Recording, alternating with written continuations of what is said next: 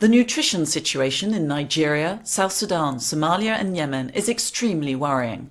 But the figures of 20 million people and $4.4 billion do not suffice to declare a famine. The definition of a famine is very precise, and MSF's experience in the area should help provide some context.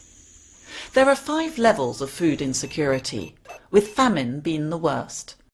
The term famine can be used when the following criteria are met. The mortality rate exceeds 2 deaths per 10,000 people per day, acute malnutrition exceeds 30%, and 1 person in every 5 is not getting enough to eat. According to surveys held in these 4 countries this winter, only 2 counties in South Sudan fulfill these criteria. The others are considered at risk.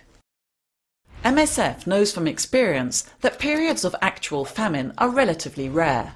They are limited both in time and space, and are marked by very high mortality, not just among those considered at risk, young children and the elderly, but the whole population. The causes of famine are varied. They can be natural. But in the case of these 4 countries, the food insecurity is largely man-made, with conflicts preventing people from cultivating their land, cutting off supply routes, and pushing up food prices. There are 3 ways to respond to a food crisis. Re-establish access to adequate supplies of nutritious food. This can be achieved either by enabling local people to cultivate their fields, to tend to their livestock and trade, or by distributing food.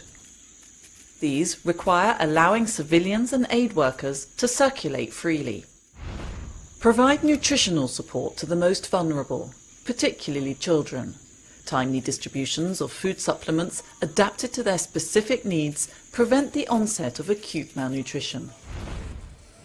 Treat cases of severe acute malnutrition, either in the home with ready-to-use therapeutic foods or in hospital.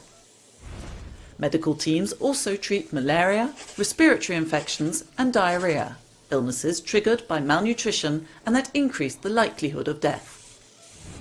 None of these are possible in some areas of Nigeria, South Sudan, Yemen and Somalia, not through lack of funds, but because their inhabitants are isolated and cut off from the world by warring parties who have little concern for their survival, but on whom access to aid depends.